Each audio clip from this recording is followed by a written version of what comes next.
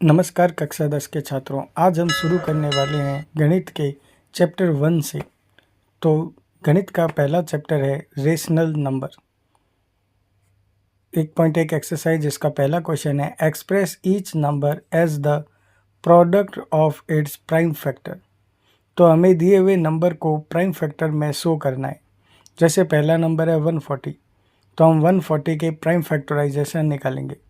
तो prime factorisation method से इसके प्राइम फैक्टर निकालने के लिए हम 140 को डिवाइड करेंगे जब तक कि 1 नहीं आए।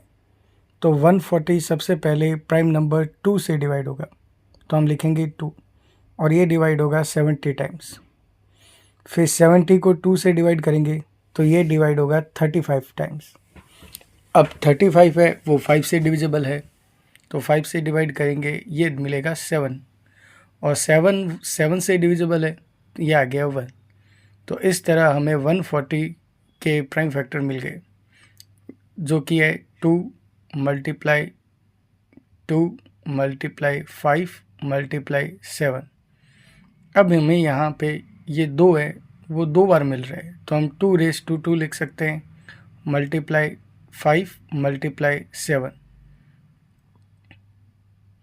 अब हम दूसरे नंबर 5005 इसके फैक्टर निकालेंगे। सो 5005 के फैक्टर निकालने का वही तरीका है कि हम इसके सबसे पहले प्राइम फैक्टर करेंगे। तो 5005 लिखने के बाद सबसे पहले ये किससे डिविजिबल है, तो 5005 5 से डिविजिबल है, तो हम सबसे पहले 5 से डिवाइड करेंगे तो 1001 आएगा। अब 1001 जो है वो 7 का डिविजिबल है, तो डिवाइड करेंगे तो हमें मिलेगा 1, फिर 4, और फिर 2 आ जाएगा तो 21, 3 टाइम्स तो 143। अब 143 11 से डिविजिबल है, 1 और 3 13 टाइम्स, और 13 से डिविजिबल है 1 टाइम। तो इस तरह से हमें 5005 के 5 मल्टीप्लाई 7 मल्टीप्लाई 11 मल्टीप्लाई 13, ये प्राइम फैक्टर हो गए 5005 के। अब हम नेक्स्ट क्वेश्चन को सॉल्व करेंगे। Find the LCM and HCF of the following. तो हमारे पास 2 नंबर है जिनका हमें HCF और LCM निकालना है। तो पीछे वाले सवाल की तरह सबसे पहले हम इनके प्राइम फैक्टराइजेशन करेंगे। तो सबसे पहले 26 का प्राइम फैक्टराइजेशन करेंगे, तो ये 2 से डिविजिबल है 13 टाइम्स, और 13 एक प्राइम नंबर है तो ये सेल्फ डिविजिबल है, तो इसको डिवाइड करने पर 1 आएगा। अब हम 91 को डिवाइड करेंगे, तो 91 डिविजिबल है 7 से, तो 7 से डिवाइड होगा 91, हमें मिलेगा 13, और 13 है वो 13 से डिविजिबल है क्योंकि ये भी एक प्राइम नंबर है, तो हमें मिलेगा 1। तो हम लिखेंगे सबसे पहले 26 के प्राइम फैक्टर है 2 मल्टीप्लाई 13, और 91 के प्राइम फैक्टर है 7 मल्टीप्लाई 13। अब HCF वो नंबर होता है जो दोनों में कॉमन हो। तो जब हम देखते हैं 26 तो हमें 2 इंटू 13 मिलता है, और 7 में भी 2 इंटू 13 है, तो 13 इनका कॉमन हो गया, तो HCF हो गया कॉमन नंबर विच इज़ 13। और LCM क्या होता है कि जो कॉमन है, जैसे कि जो हमें HCF मिला है 13 वो तो लिखना है, उसके अलावा जो कॉमन नहीं है अदर जो नंबर है उनको भी हमें लिखना पड़ेगा, 2 इंटू 7, और इन सब का प्रोडक्ट ही LCM होता है। तो 13 इंटू 2 इंटू 7 करेंगे तो 7 2 जा हमें 14 मिलेगा, और 14 इंटू 13 करने पर हमें मिलेगा 182। तो हम लिखेंगे अब यहाँ पर कि 182। तो इस तरह से इसका HCF है वो 13 होगा, और LCM है वो 182 होगा।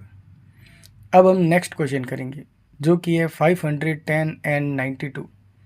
तो सबसे पहले हम 510 के फैक्टराइजेशन करेंगे, फिर हम 92 के करेंगे। तो 510 2 से डिविजिबल है, तो डिवाइड करेंगे तो 2 5 और 5 मिलेगा।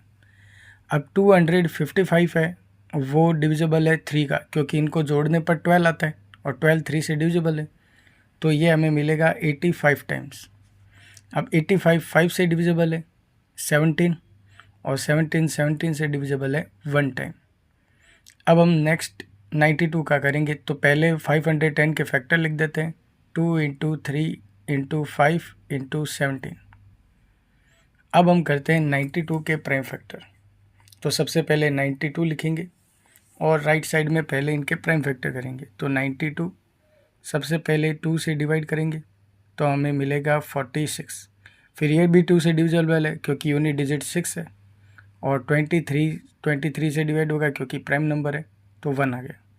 तो 92 के प्राइम फैक्टर हो गए 2 इंटू 2 इंटू 23।